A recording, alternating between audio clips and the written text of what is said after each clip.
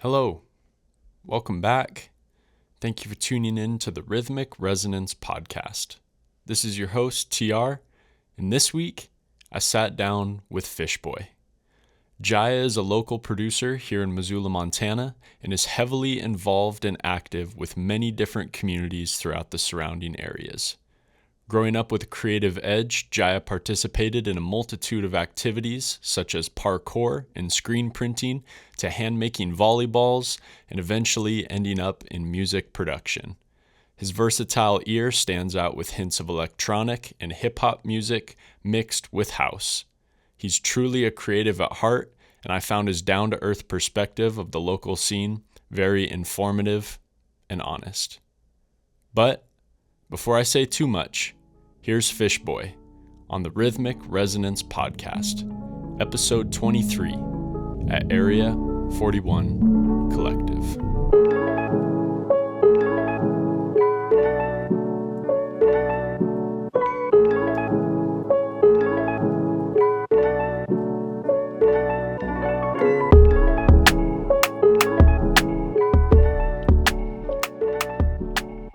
So, where are you from? I'm from Missoula, Montana. I was born here. Yeah? Original. Okay. Yeah. Around what time? I was born May 27th, 2000. I was born in one of the most sweltering summers to a couple of lovely young adults in the Blue Mountain Hospital. Hey, there you go. There you Providence, go. Yeah. Yeah. Nice. What was it kind of like growing up in Missoula? So I guess to be fair, I lived in a couple other places growing up. Okay. So, because my mom wanted to, find the right place to raise a kid. Yeah. Missoula is a great place for that, but we had to figure out that our own hard way. So, Sure. I lived in Tucson, Arizona for a while. I lived in Palm Springs. I lived in Oceanside. Damn. A couple spots in California. Wow. I always like to imagine what kind of person I would have ended up being if I'd have stayed in any of those locations. For sure. And then when I was 8, we moved back here, and yeah, I've been here since. Okay. And it's I think it's a pretty obvious place to raise kids. Yeah. It's our own little Valley Bowl. Yeah. Very much more, socially and politically, perhaps more forward-thinking than the rest of Montana. Most definitely. Yeah, it's kind of a pocket a little bit. Yeah, our little pale blue dot. For sure. But yeah, it was, I think I'm lucky to have been raised here just because we have such a great underground art scene. Yeah. And people have been able to break through that barrier, but it's a lot of creative people that live here, and I'm very grateful to have had those people around growing up. Yeah. Well, like who? My uncle, 28 Razors. He's been rapping since, before I was born. So when I eventually started to get into recording music and making beats and stuff, having him as a close by example was, helped me leaps and bounds, at least in terms of confidence, knowing that it was something someone close to me was doing. It's not like this impossible, intangible thing to do. Sure. Yeah. But even on the other end of the spectrum, being in parkour, especially right in the beginning of parkour, just like making the video edits like skate parts, but for parkour. Yeah. My coaches had such a passion for video editing that I feel like from a young age I kind of also knew how to tell somewhat of a story through the medium of film and photography too. Sure. I mean, they also got me into photography. Okay. If anyone who's known me since high school remembers me with a camera in a hand. So Yeah. I think just anywhere you look, anything you get involved with, there's going to be someone that loves something. And that's one of the reasons I'm so passionate about why Missoula is so special. Yeah, for sure. Yeah, because like there's, as you said, anybody, like you can find someone who's doing it, and it's just like tapping into a mine of knowledge, Yeah. you know, and passion and experience too. Yeah. You know, and it's like you go pull up to ESP or something, and you got 5 people ready to go, like ready to talk to you about whatever you need, you know? Yeah. And it's just like, that's the cool part about Missoula, is it's just, there's so many awesome people here who just like have that knowledge. Yeah. And they're willing to share it. It's not like a gate kept thing in some instances, you know? Yeah. I think there's a little bit of gatekeepiness in Missoula. I don't want to get into that too much, but I've experienced it. It's not hard to find. No. But also I think that there is sort of a barrier of having to prove to someone that you really do love this thing that they are into. Sure. Because otherwise, if you're just trying to explain something you love to someone that doesn't care, I think we all know how that feels. Most definitely. But yeah, I think the hardest part is just finding the people that are into the things that you're into, just because Missoula is still so small. A lot of things are so niche. Yes. So it's really valuable when you get to make those connections. Yeah, most definitely. Yeah, no, I like that.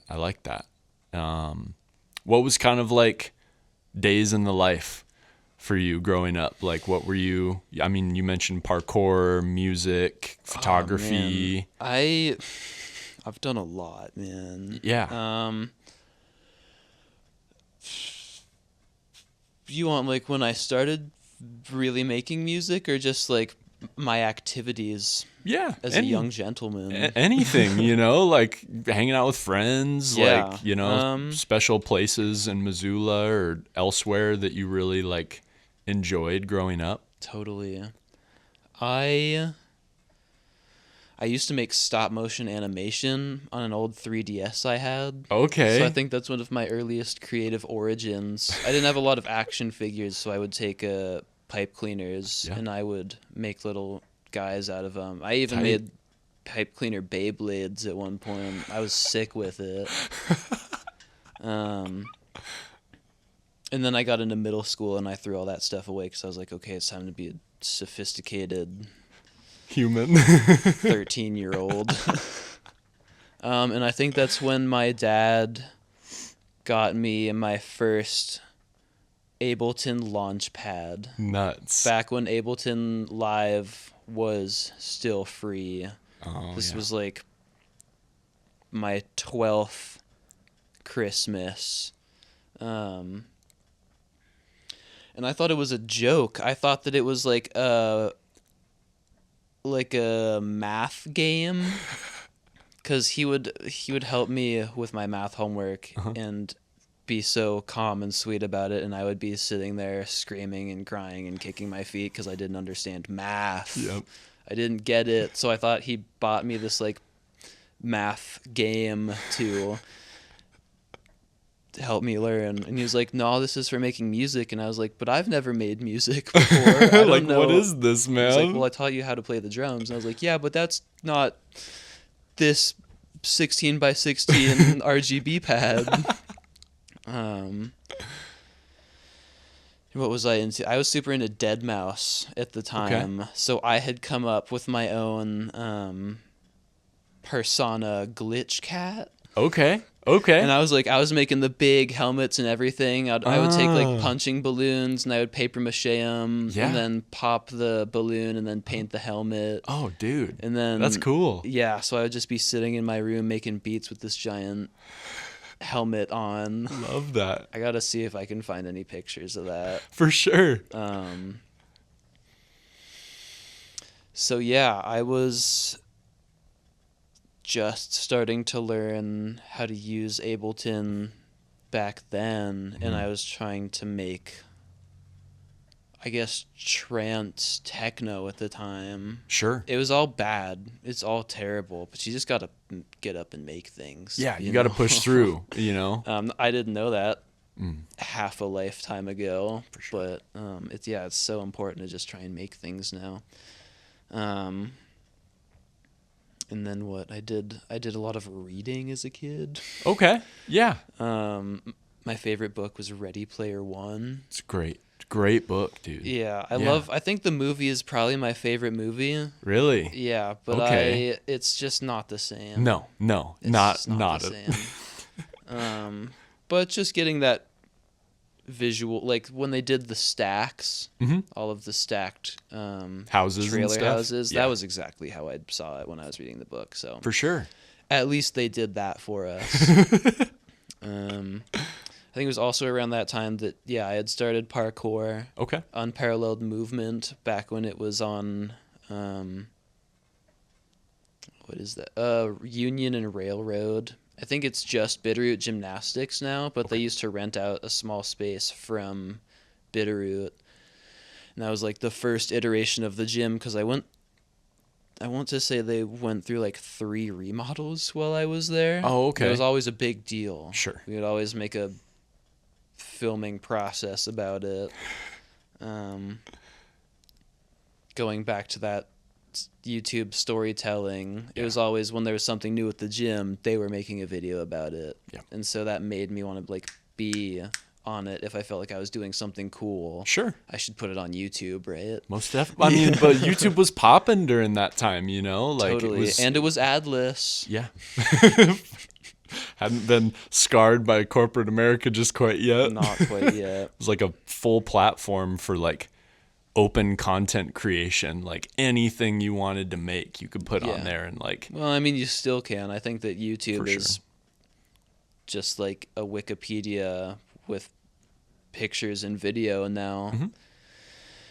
And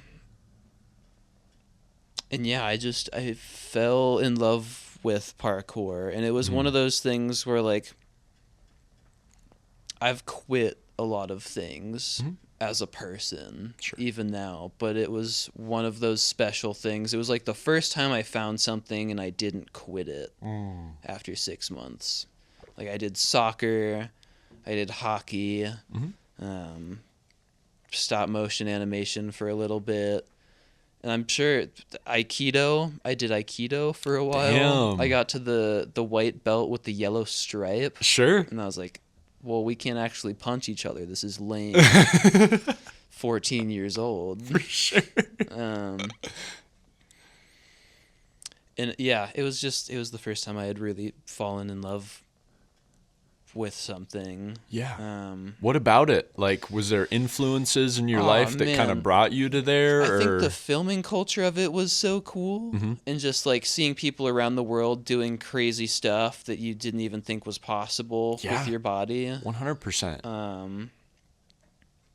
How did I even get into when I was 11, my best friend and I at the time, we wanted to be ninjas so bad. We loved Naruto so hard. Oh, yeah. And one day he came to me and he was like, I found this place called Unparalleled Movement. And I was like, that's sick. What is that? He was like, it's a parkour gym. And I was like, what is parkour? And he's like, let me put you on. For sure. And we were like, oh, this is what ninjas do. And so we would just like go to the local East Missoulian park and start jumping around on stuff, jumping off of stuff, climbing trees. Yeah. Thinking that's what parkour was. And then his mom started taking him to the summer camps. Oh, okay. He got to hit the summer camps back then. And I was in like some adventure camp at the time through Washington Middle School. Okay. And that was sweet. But as soon as I was done, I was like, Mom, you gotta let me take one summer camp at this parkour gym. Yeah. And she's like, okay. And it was, I think it was like level 1 parkour, beginner parkour. Yeah. Lived there from then on. For like 7 years, I lived in that gym. And like really grew up there. Yeah. grew up alongside all of my coaches, like Mike and Kent and Yeah. Micah and Elias and Nate and Mick and Bailey.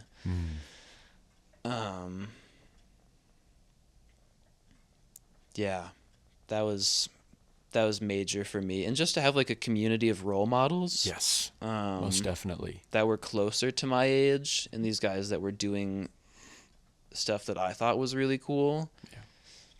I think it was just a perfect storm for being a 13, 14-year-old boy. Mm-hmm. Yeah. Yeah. Um, And just finding something that like felt like it was yours, Yeah, totally. It was like I didn't have to just go to the gym to do it either. Right. Like, if you look at my YouTube channel, I have one old parkour video. Oh, I'm going right there I deleted after. the rest.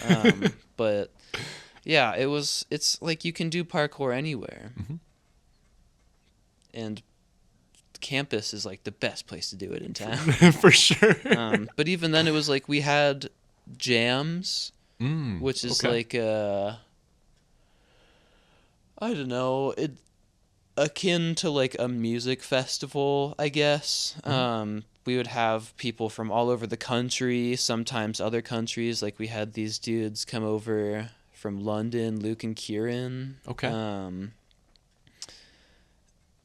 And we would all just sleep in the gym, wake up, go get food together, train all day, hang out. Yeah. And that was just like, as someone who didn't really care about getting along with all of his classmates or like wasn't necessarily the most in-fitting at school, finding a community like that is so massive. Yeah, it's powerful. Yeah. It can shape like so much of who you are. I think about it all the time. Especially when I got old enough to where my mom would start letting me go out on the road with strangers / people she's been trusting me to for 5 years then at that point. Yeah. To go to Colorado and go to like Tit Jam, which was this huge parkour jam in Colorado, and we would do backflips for breast cancer because it was called Tit Jam. Sure. Yeah, that's dope. And we would have big parkour events in Boulder, and we would go from gym to gym and just train in all these different places. Yeah. Yeah, that was magical. I'll think about that part of my life for the rest of my life. I just wish I could have gotten better. Sure. I always had like this threshold of what I could physically do. Well, mentally do. I think physically I could do a lot more, but there's just like such a mental block that comes with parkour, especially the things that people are doing now. Oh yeah. Like crazy gaps and like... Oh, crazy gaps, but you're throwing... Like, I saw a dude do a roof gap, and when I was 13, it would be crazy to just jump across the gap. Yeah. This guy ran and did a cork off of the edge of one building and then over-rotated into rolling onto the platform of the second building. Yeah. Like, side flip precisions are just, like... mainstream now. Yeah, so it's changed a lot. Oh my god, it's so much different. And like the kids that are watching it now are like, oh, this is totally normal. For sure. So like all the kids are broken at it too. Yeah. I know there's some controversy behind like tricking versus parkour. Man, who gives a shit? Is like what would you say like you fall into on that scale? Like, is it more like tricking's just like flipping and move and like I don't know, like stationary movement versus like parkour being more like free flow, lots of movement? So when I was younger, it feels so horrible to say that in this context. It was parkour and free running and tricking. Okay. And so parkour was like the Matt Bell's like, or sorry, I think that's a disc golfer. Oh my God, I suck. No. You're good. Oh man, I'm gonna. Oh, like Foskey. Foskey's a great example. Just these guys that were going from point A to B. Sure. Clean parkour. You're not throwing in any flips. You're just using technique to get over these obstacles. Yeah. Free running is when you're taking these obstacles and you start playing with them, throwing in flips, little 360 vaults.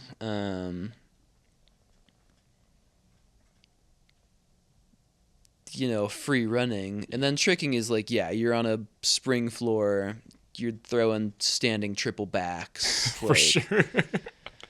I think that tricking and parkour are very separate. Yeah, most definitely. I think it's very popular for parkour and free running athletes to be into tricking. Yeah. But that's also just practicing for free running, parkour. It's learning these tricks. I mean, or you're just a gymnast on crack. Yeah. I don't know. I mean, that's what all of my coaches were. They were like coaches at Mismo Gymnastics. And they were like, let's start a parkour company. Sure. It's just like a different avenue, just a little bit. Like gymnastics is very like, strict and like very like specific, and parkour and free running, that kind of stuff is a little bit more like you don't have your specific events. Yeah, open to interpretation, per person. Well, that's the best part is like, and I keep relating it to skating because I think they're so similar in culture and ideology. Is like you can do anything anywhere. There are so many styles that you can find across different athletes. Yeah. And it's just like finding new music that you like. It's like I can relate to the way that they're moving in that clip that I just watched.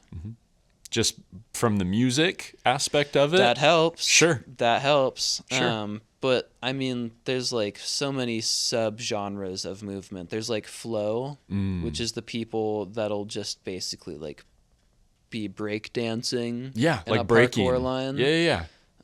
Like they'll get up on a block and they'll do a quick windmill, and then they'll get up and they'll do like a palm vault on a higher edge, and then they'll cork off of it. And it's like mixing hip hop dance into this parkour movement, and then they'll use like Nas. For sure. And that's like, that makes perfect sense to me. Yeah. Or you'll see like guys doing massive Kong vault gaps, just like throwing themselves over a wall, landing on the balls of their feet on like a 20-foot away ledge. And it's just like heavy rock. It's like there are these elements that you can easily tie to who's doing what. And I feel like I've just been seeing it so long that I can associate sound with movement. That's sweet. With the medium being parkour. Sure. That's dope. Yeah, I know a few, like I have a few friends that, they do different avenues of that, but I love just hearing like a little bit more in depth on it, like just how all these different like cultural elements have like can be included in like one particular avenue. Well, I never even really thought about it like this before. No, for sure. But it's really cool to like hear about like those different things and how they all kind of make up, and also like how they are somewhat separate from each other, Totally. Yeah. That's awesome. Thank you. So I know you mentioned like sitting kind of in your room with the paper mache helmet and stuff. Yeah. Like how did like what music? How did I see you? Yeah. Well, I was gonna ask like what got you in there. I know you said you were a big fan of Deadmau5. Like what drew you to that kind of music particularly? Well, so I have this long history of wanting to make things. Like even now I make volleyballs. Yeah, they're sick. Yeah, thank you. Yeah. I've always been so fascinated with taking something that I really love and breaking it into pieces and seeing how to do it and then execute it myself. So I'm not really sure why I picked Deadmau5. I don't know what I loved so much about it. I mean, I know I loved 4x4. Yeah. Legendary snowboarding song. Yes. I think actually that's probably a part of it. Was I had friends that swore by Deadmau5 on the hill. Sure. And then you get up there and you're like hearing those big synths and you're like, yeah, this makes perfect sense. Riding the wave. And I mean, when you're that young anyways, your taste in music is so everywhere, and it's fresh and it's new. Everything is brand new to you when you're getting into music. Yeah. You have no perception really of like what's out there. You're just kind of like finding whatever. Which can make it so scary. What was it? I was working the counter at Rudy's last night, and this lady came up and asked my manager and I what kind of music she should get for a 14-year-old who's just getting into collecting records, and we were like, oh man, you don't even know what you just asked. No, that's a huge question. Yeah, we were like, it could be Joy Division, it could be Lil Pump. I had a kid come in, 13-year-old kid come and buy like one of the essential Bob Dylan albums. Oh. And then I was like, "Do you see that movie?" And he's like, "Yeah." And I was like, "Did you like it?" And he's like, "Yeah, it was pretty good." And I was like, "They kind of made him look like an asshole, didn't they?" I was like, well, this kid might not even be that deep into Bob Dylan. Let me just like figure it out. For sure. Let him figure it out for himself. Yeah, I can't like project too much. Yeah, this older guy was down looking at the jazz records, and he just snickered to himself. And he was like, "They did kind of paint him like a jerk." And I was like, "It's all that cheating that he does on Joan." So I guess Deadmau5 was just like right there. I also really liked Skrillex. Oh yeah.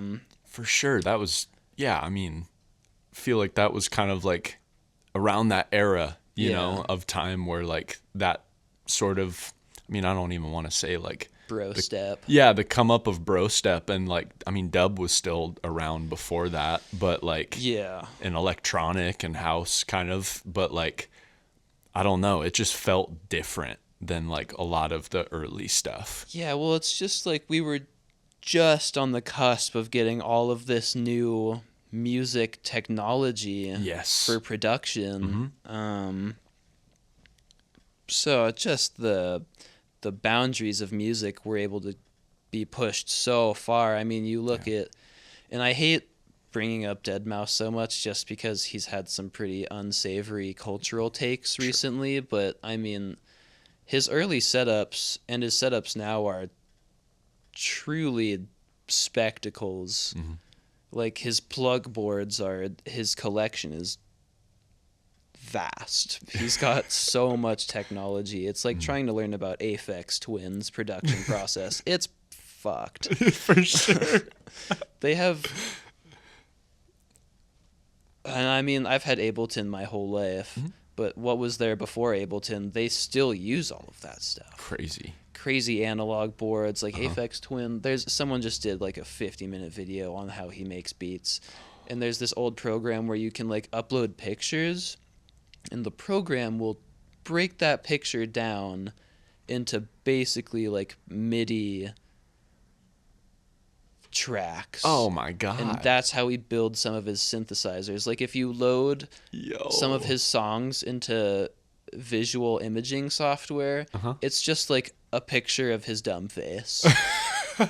His crazy guy face that he does. It's so legendary. Yeah. That like takes it to a whole different level of like creativity and like imagination. Like, I wonder what plugging this in would do, you know? Exactly.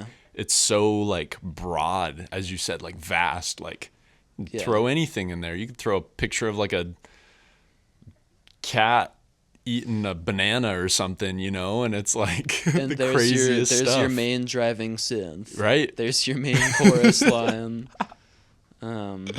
Yeah, just all the Wow. randomizers. I mean, just the way that people had to experiment and hunt down programs to make music back then is so much different than it is now. For sure. When you've got like r/drum kits on Reddit, and you've got Splice and Output, like these subscription-based services where you can have infinite access to professionally mixed sound stems, just all of these pre-made affected sounds, which I'm guilty. I've used Output. It's a wonderful program. For sure. Yeah. But it's fun to think about what people did before fire, you know? Yeah. No, for sure. I mean, like, even the first thing that comes to my mind is like avalanches and their like ability to go and find like thousands of samples and like create an entire album from like all sample based things that they like dug through and floppy disks and like all of that stuff. Like, just like, it's crazy to me thinking about like the search for like the perfect thing and then making all of these things like so cohesive after you've found them to create like an entire body of work. Like, it makes my brain explode just thinking about that kind of like process. But it's also like we live in such a time where technology is advanced so far, and like we've made it so much easier to produce and to make music, and just to be able to, for like the general person, anybody can walk in a room and make out this crazy, totally, you know. Well, and I think that's part of what makes guys like Madlib so legendary. Yes. 'Cause have you seen the Mass Appeal? Oh my God! They have the guys go into the record store blindfolded. Oh, Rhythm Roulette. Yes, 100%. I swear to God, Madlib is the only guy on that whole show to go and use every record for the one beat that he made. Sure. He made two, I think. But, I mean, MF Doom is on record saying it, that he will go and he'll use a whole record for one song. Just having that mastery of ear, that patience. On one of the new songs on the album I'm working on finishing right now, I have Andre 3000, and I have a piece from this commencement speech he did where he's talking about his first drum machines and how patient they had to be when sampling records and going through, and not just like, you can't scrub through like a video on YouTube. I guess you could pick up the needle and I've done that before. For sure. But to really get that stuff that no one else has, you have to find that patience and just know that when you find it, it's gonna be perfect. Yeah. You just got to trust the process. Most definitely. Yeah.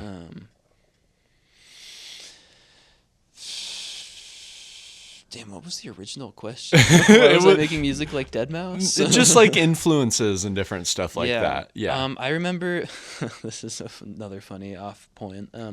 My first iPod that I was ever gifted, I wanted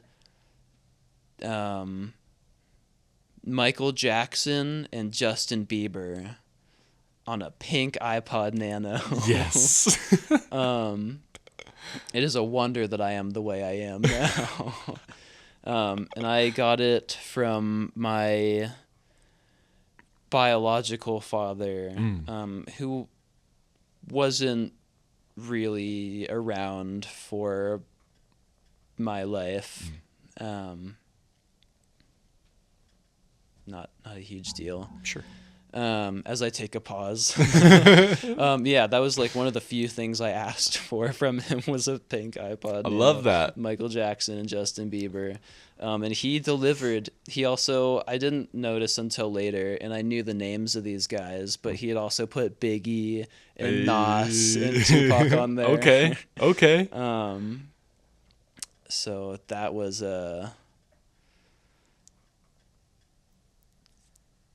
yeah, as a kid you could just be into so many different styles of music. For sure. And I think it's so funny that he put those guys on there and I wouldn't get into them until 7-8 years after on my own.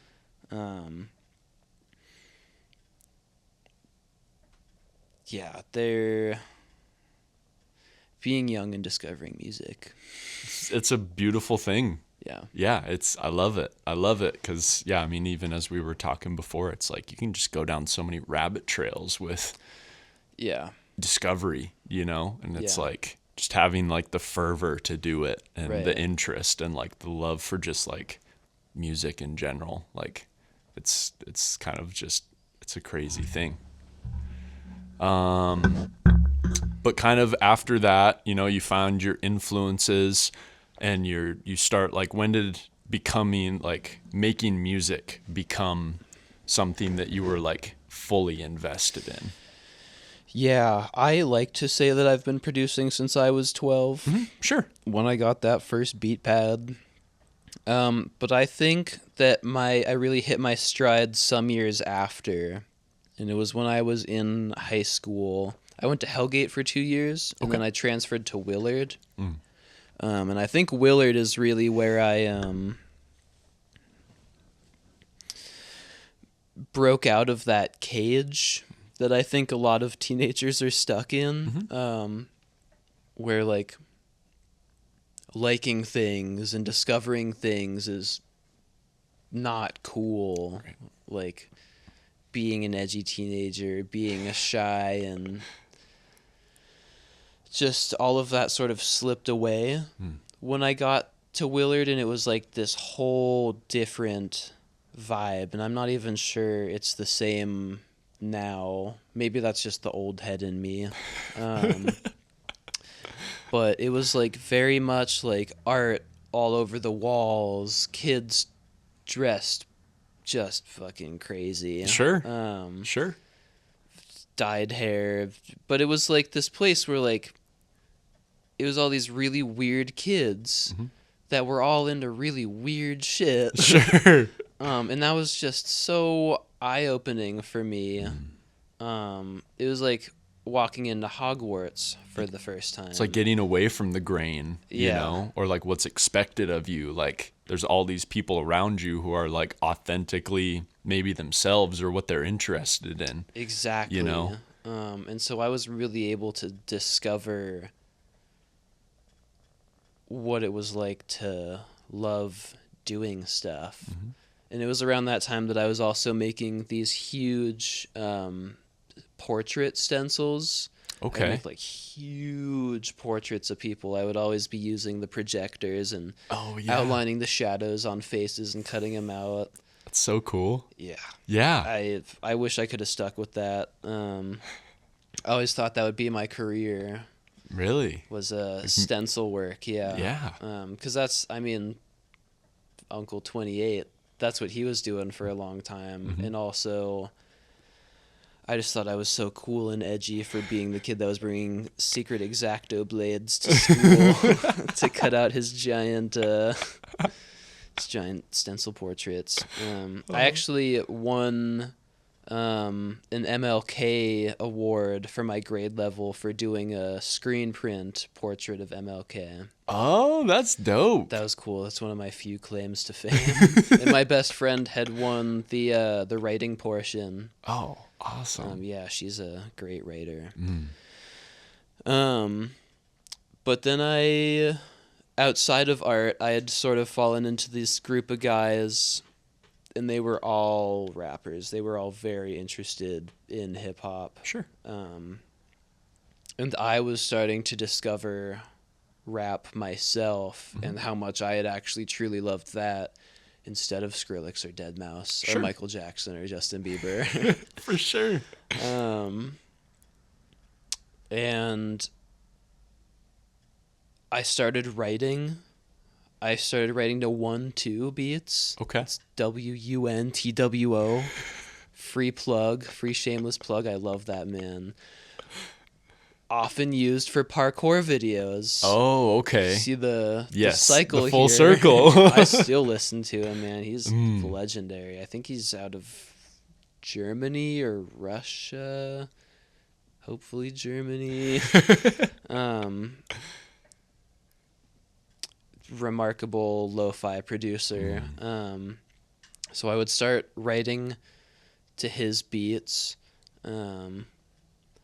which reminds me of when I was trying to submit to Kids Bop when I was like 10. Really wanted to be a Kids Bop star. Really? Yeah, and I would write my own songs, and that was the first time I ever saw a person cringe, was when I tried singing one of those songs to my mom. She's always been very supportive of me musically, but I think when I started making music again, she thought of that, and she's like, I just hope it's not bad. She's a sweet, lovely, intelligent, smart woman. Yes, yes. Cares a lot about you. Yeah, she means well. And so the raps were one thing, but then I was like sick of having to find beats, or I started to feel like a little bit of pent-up guilt. Yes. About writing to free type beats on YouTube. Yeah, most definitely. Well, and also I wanted to be the one making beats for all of my friends who were rapping. Yeah. So I picked up Ableton again, and I started watching little tutorials here and there, and I think it was when I was 16 or 17, I put out Space Ghost Fish. Okay. Which was like my first real hip-hop album. Is that one on Bandcamp? No. Actually, I don't even think that you can listen to Space Ghost Fish anymore unless you own one of the cassettes. Hey, okay. Because that's when my best friend Eleanor was still doing Slice Hop cassettes. Okay. Back when she was going by the name Thin Truck. Okay. She was also doing Slice Hop, which was her own like cassette label that she was running. It was awesome. She released so many local artists. Local and in the surrounding communities and provinces of Montana. Okay. And she stopped because the duplicator died, and it was cheaper to get a new one, which is still fucking so expensive. Yeah. And she also just kind of fell out of love with it. Sure. As it kind of happens, you know. Yeah. And it was around that time that she and I had really started getting along. We had known each other through parkour. Oh, yeah. Because she used to come into the gym every now and then. I think she was the first person to let me hit a vape. Hey. Big box mod back then. Yep, atomizers and all. Yeah, building your own coils. But the way I had fallen back in with her was the guys that I was rapping with at the time. One of them was her little brother. Okay. Steak Knife at the time. Okay. He was... I don't know if he will ever admit how legendary this was, but he had a song where he goes like, classic, as like the hook. Or maybe it's just one part, but it's the only part I'll ever remember. And he uploaded it to the shared drive on the Hellgate computer system. So you could listen to the song from anywhere in the school. It was so dope. Someone had also hidden a torrented copy of a Halo Red versus Blue in the shared drive. So I remember I had like a credit recovery class. And whenever we were like done with our credit recovery, we would all go and play Red versus Blue. Wow, dude, I forgot about that, actually. That's deep cuts coming up. Deep cuts. And so then I was reintroduced to Eleanor, and we would just like sit and put weed butter in some espresso shots and just get melted and start writing songs. And that's how we released Fish Truck. Okay. Sweet. Legendary. My second full-length album. And then right after releasing that, or right before releasing that, we had went and did a couple shows in Oregon together. Oh, sweet. So okay. She and I were like Tight. very tight, Yeah. very close collaborators. Always on each other's projects. Yeah, for years. And then we moved in together at one point, because she had a vacancy in this house that she was living in. Such a funny situation there. Sure. Our high school friend's dad, old Irish guy, bought this plot of land a long time ago, and he just had 3 Sears houses built on it. Okay. Or they were already there, and he just bought the whole property for cheap. I'm not really sure how it worked. Clay pipes. That's all I'm going to say about those houses. Crazy. So bad. And so I moved in there, $350 a month. Oh my god. For a house for just the two of us. And I had set up the whole living room as a studio. Love that. And that's just like, I had been trying to reach out to people to like really expand my musical repertoire. And just learning how to record with people, learning how to work with someone in such an intimate space. I mean, recording with new people, always such a weird feeling. It's like a first date. Yeah, most definitely. But the goal is to like actually do something most of the time. Yeah, it's and not build just I don't know. A relationship. Yeah, build a relationship with them basically, where it's like, how can we get what we both want in our heads out and make it cohesive together? Yeah, well, and which is huge when you're just beginning to like get back into producing. You're like, okay, this person wants this. How the fuck do I make that? For sure. And then racking your brain. And that's what makes you so proficient in your tools and your DAWs is like forcing yourself to learn those tricks. It's like I just took my first semester of Japanese. Oh, you crazy. like have to learn hiragana and katakana before you can read any of it. Sure. So you're forcing yourself to learn these essential base level tips, and then you just can keep evolving from there. Yeah. So it was huge when she and I moved when I moved in with her. Yeah. And I had this space to myself. I was 19 and I had like a studio space. And so then I just had all sorts of people come over. And we would just work. It's I mean, I have a collabs folder on my computer that I had at the time, because around moving in with her, I had also gotten a new MacBook, because my old HP from when I was 8 years old just sounded like a jet engine, man. It was not. Sure, it was hard to record. And there's got to be like 50, 60 names in there of just like musicians, not musicians, producers, people I was trying to teach music to, people who were teaching me stuff, people I had met through other people. Huge folder. And now I look at my current computer and I'm like, I'm a shut-in, man. I got no collabs in this computer. I think living in that house, living with another musician, another hip-hop musician, granted she's full black metal now. Awesome. Could not get her to rap if I begged and screamed and pleaded. That was, it's got to be one of the most important windows of growth in my entire career. Sure. Another one of those things I'll think about for forever. I was also making rugs in that house. Really? Yeah, I used to make rugs. Dude. Jack of all trades. Yeah, I'm telling you, I've done a lot. I love it.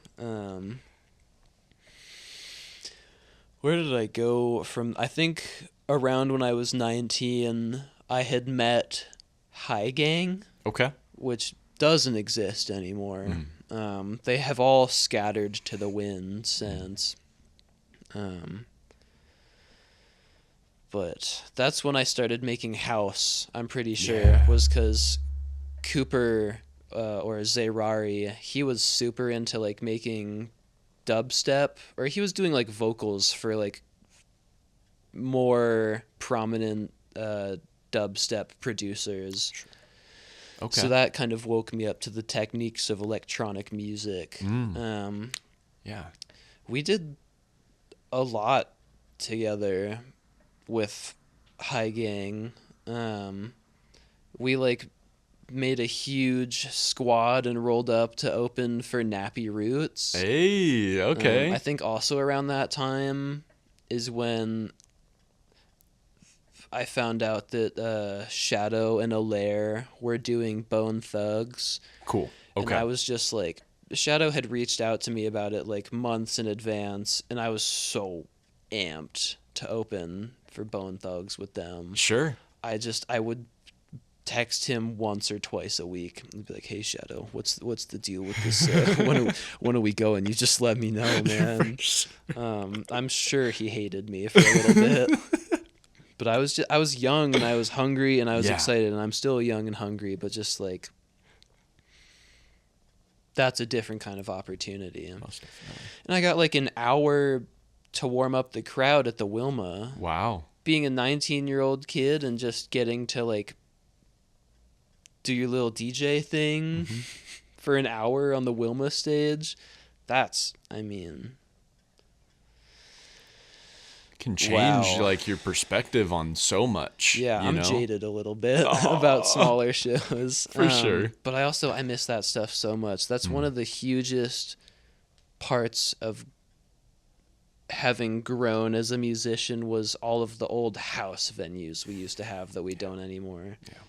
Like, it's how much Missoula's changed. Are you from Missoula? I'm from Bozeman. Okay. So I haven't seen the evolution of the Missoula scene, but I've been learning a ton about it. Yeah. When did you get here? I got here like last year. So I've only been here for a year. Wow. Yeah. You're integrating fast. I'm trying to. Rapidly. So across the street from Rockin' Rudy's, there is this lone house on the corner, and it's like a whole family living in there now. But before them, it was like a college house that they would rent out to students, and in the basement there was like this concrete cellar. It was called the Eel Pit. Okay. That place was banging. Really? Oh my God. Eleanor and I would show up with 40s and just rally until our set, and then rally after our sets. It was awesome in there. That's like, I think that place was an origin point for a lot of musical creatives. I mean, at least the ones that are still doing it. There are a lot of bands that have come and gone since then, a lot of photographers that have come and gone since then, but I know that was like a huge developing point for Donal in photography. That was a huge memory of mine, was always seeing Donal at shows. Yeah. I don't know if he's still doing that as much anymore. Yeah, wow. Rabbit holes. No, it's all good. It's all good. So yeah, there was the Eel Pit. Sure. Oh, you know what just shut down was Flavortown. Yeah. That was a huge metal and rock venue in the local scene for a while. Problematic at times, not always the best crowd there. For sure. But legendary. And I think the house got sold, or the people that did live there moved out. Yeah, what a spot. Yeah. There's just been also like a loss of like spaces, you know? Yeah, Like it's well- kind of turning into like the Wild West for a lot of people. Like pop-up shows are becoming a lot more prevalent, like Yeah. in the scene now versus like, hey, we can go and play here or we can go play there. It's like these places are not drying up, but like Well, I think it's a lot of harder these to people get. that own these houses were sick of getting their shit stolen all the time. Most definitely. Yes. Yeah, I think that was. It's not like there were a ton of houses, but it was always like if some house dropped out, another one would pop up. Sure. And I don't want to blame it on the housing market, but I think it's got something to do with why we are so short on venues anymore. Yeah. Which is kind of why it's sick that the Top Hat started doing shows again. Yeah. Not that I'm a huge proponent of the ownership there. Not to totally out myself and never get a show again. But I think it's a great decision that they made for the music culture of Missoula to open that space back up. Yes, most definitely. But then... And I think people were really trying for a while, like the what is it, like the Century Club, or it was in that weird strip of stores, like with Chow Mambo and where the Hobnob used to be. I think it was in that old Hobnob space for a while. Okay. But it was like, it was such a weird idea. It was like this underage club where it's like it wasn't a bar, but it was a club, and it was geared towards a younger audience. Yeah, you didn't have to be like 21 to go there. Yeah, they closed at 12. That was their late night for these kids. For sure. But they would have crazy, cool, local electronic music situations in there. Oh, really? Okay. And I just don't think they did that well, which is a shame because it was a great idea. The Zach has been keeping up their end of the musical venue bargain. For sure. Back on their railroad spot, they had a sweet basement location. Now in their new space, they've got that whole venue back there. Like the whole stage and everything. So props to them for keeping spaces open for creatives in Missoula. Most definitely. I love the Zach, man. My mom used to volunteer there a long time ago. So Yeah. I spent a lot of time in that old building. It's a really cool space. Yeah. Yeah. Yeah, it's hard to find a venue now. I feel like downtown, all of those bars are kind of like the last spot.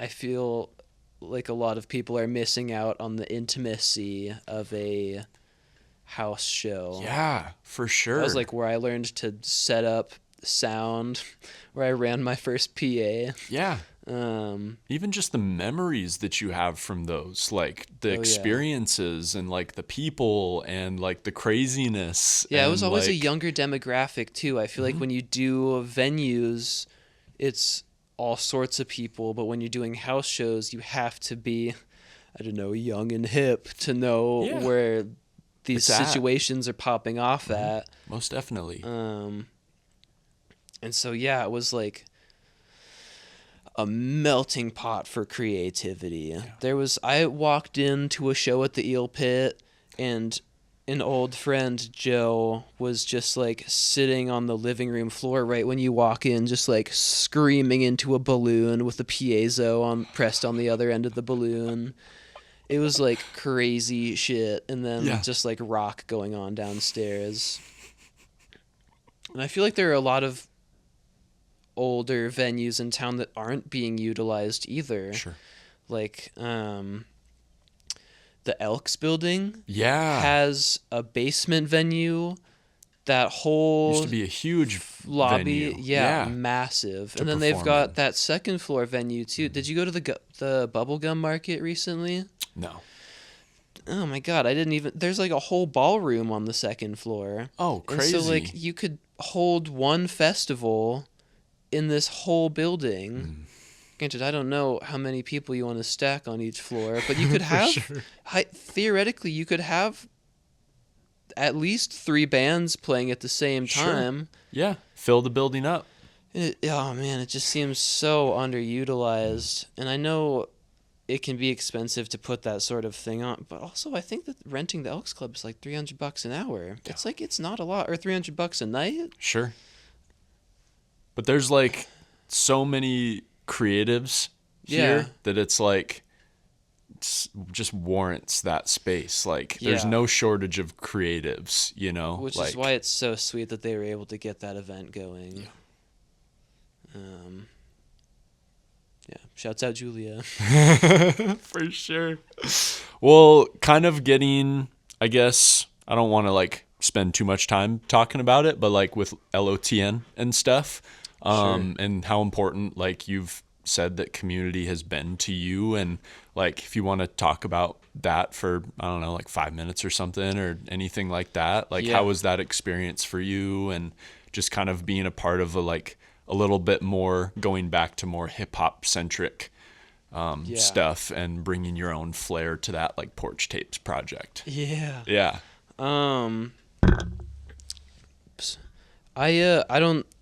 I like to be jaded about my role in the local music scene, and I like to feel like everyone's forgotten about Fish Bwoi, blah blah blah. But to be invited to that project meant a lot to me. It feels like all the work that I did with all of those artists really kind of paid off, and like I was being recognized as like a member of this much bigger thing that is Montana hip hop. And obviously it's not like New York hip hop, it's not Atlanta, it's not Los Angeles, but it's still like you said, a community of people, a derivative of it. Almost. A subgenre, a subculture. For sure. So it meant a lot to be a part of that, and to be seen as a member of that community, especially as someone who at that point had only been making house for the last 3 years. Sure. Drum and bass projects. So just sitting down that first day, it was like, okay, how do you make hip hop again?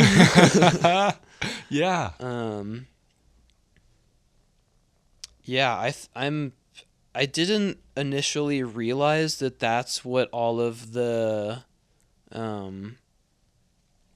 that whole series they were doing, where they would get a producer and then all of these rappers to do the new wave ciphers. Yeah, the ciphers. I did not recognize at first that that's what that was becoming. And then Coulter and I had sat down at Imagination Brewing, I'm pretty sure. Sure. And he had just broken down for me like, okay, this is what we're going to do. We're going to try and do it within the next 3 years. And I was like, all right, you let me know. I'll be there. And I will absolutely be there for you guys. Yes. Yeah. And then the call came. I was on the road doing my disc golf tour. I was like, yep, I will come right back. I'll be right there. Oh, I love it. And I think I showed up later than some of the other producers. So like all of the houses had been taken, but there was a like a big pull-out tent. And so we brought that up to the porch, and I just sat on that porch for 10 days, just like manically making beats. Yeah. And I had my own mic set up out there with the sound barrier, so we could get recording done out there too. And we were just pumping out projects. Yeah.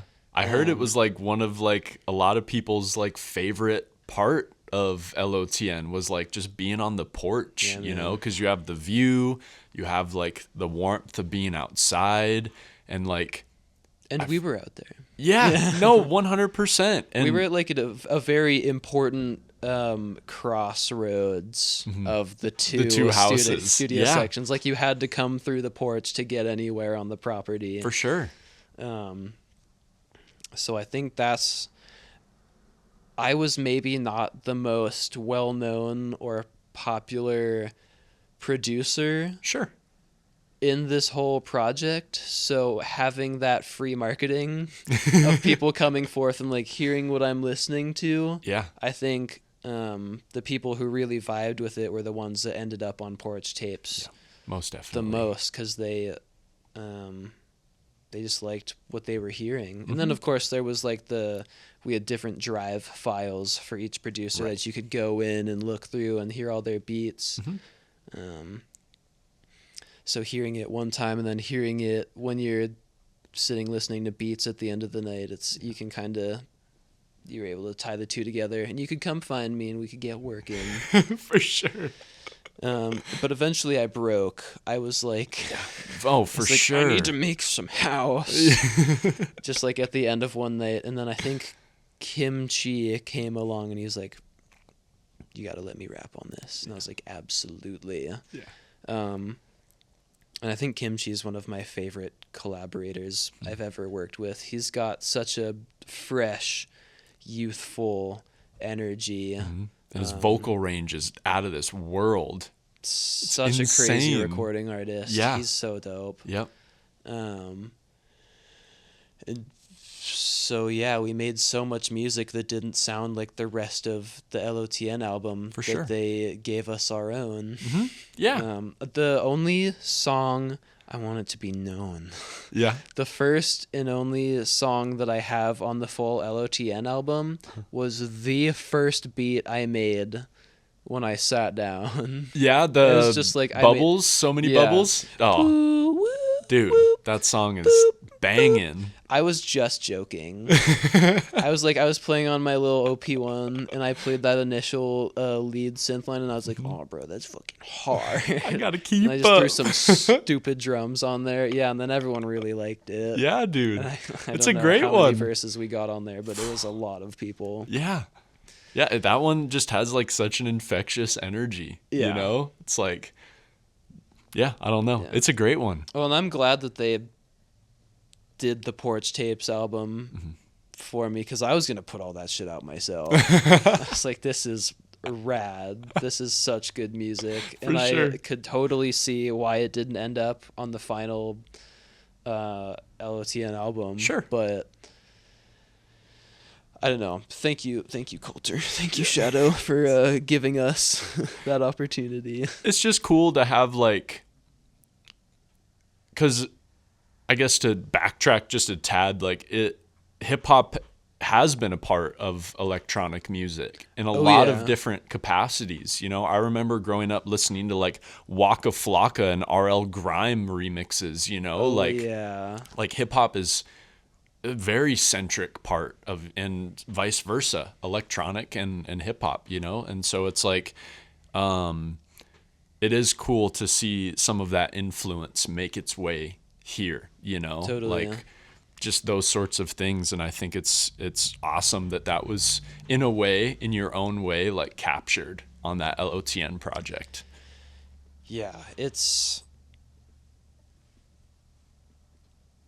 the roots go back, and I think it's important to note that they're both, you know, genres that come from marginalized communities. I think it's always important to put that out there when considering the importance of, you know, their origins to each other, but also it's something you got to keep in mind when you're taking part in these cultures of music.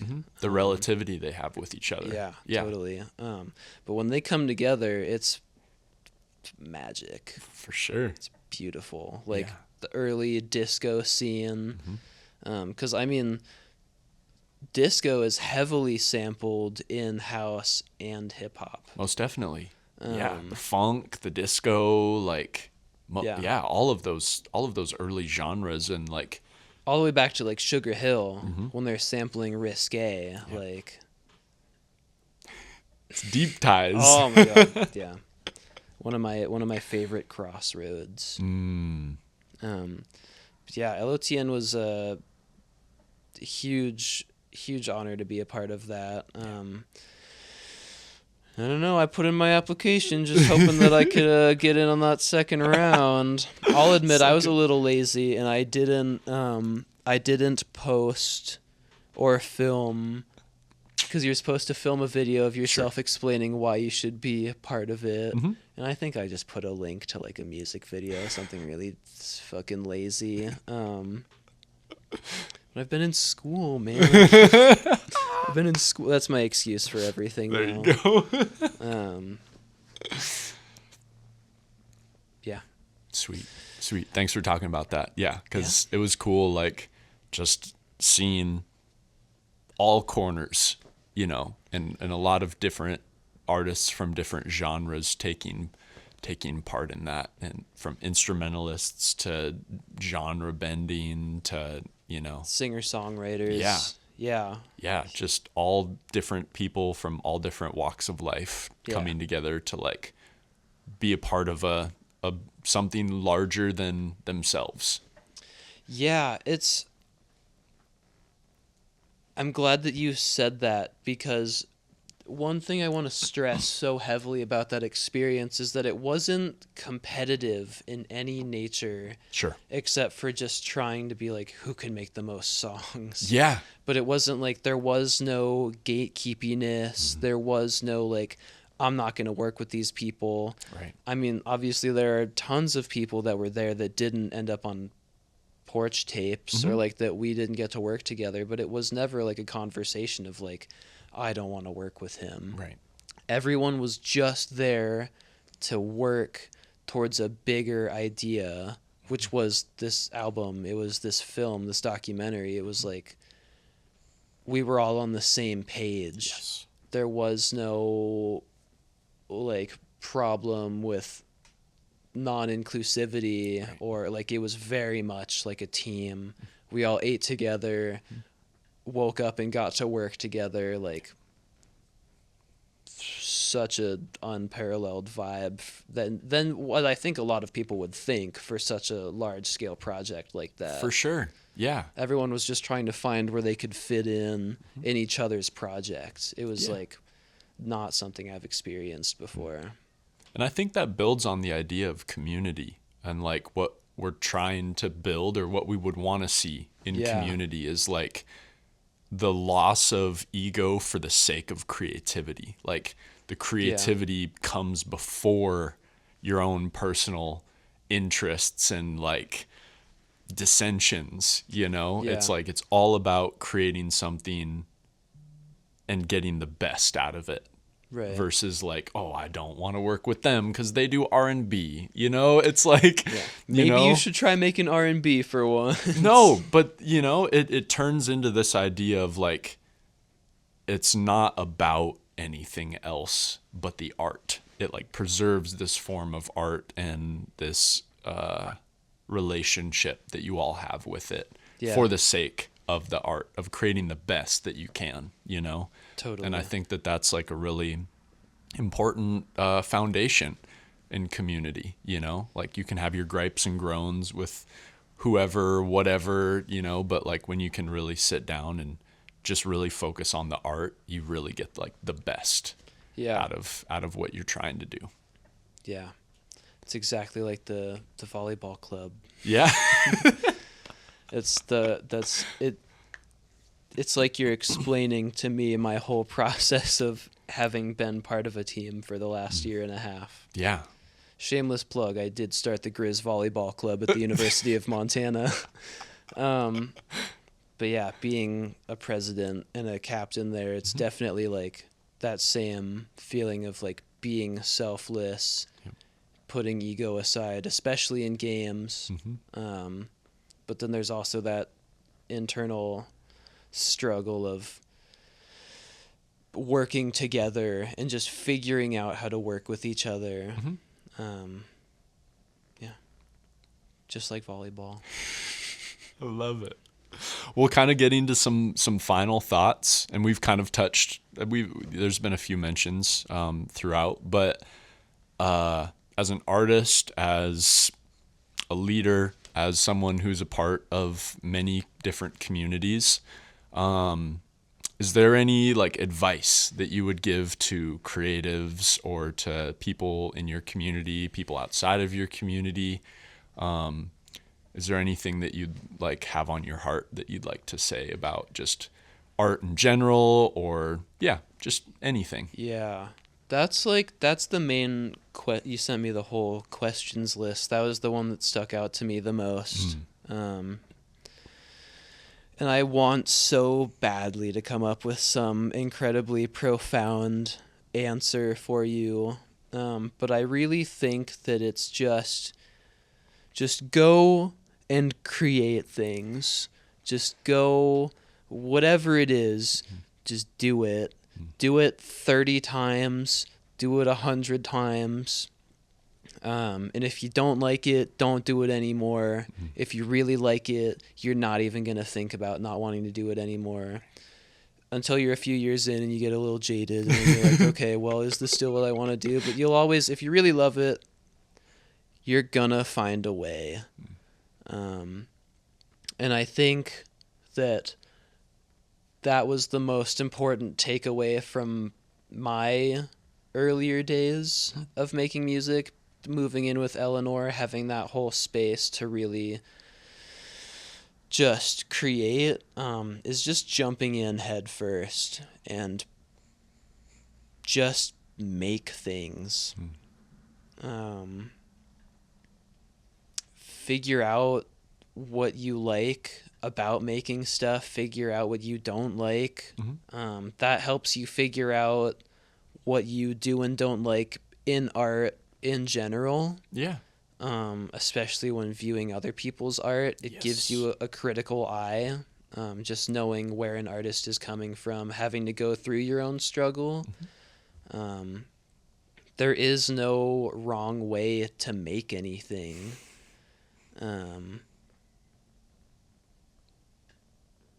Download a couple drum kits and some sample packs and just drag and drop stuff together. And if you really want to change it, chop it up a little bit. And if you really don't like the drums, draw your own drums. And if you don't like the samples you found, figure out how to play the piano. Find some chords you like, play those chords. If you like an arpeggiator, arpeggiate the chords. And you start spiraling into like, how can you change what you're looking at? How can you really put your hands into your DAW or put your hands into your work and like mold that cold gray blob into a work of art, and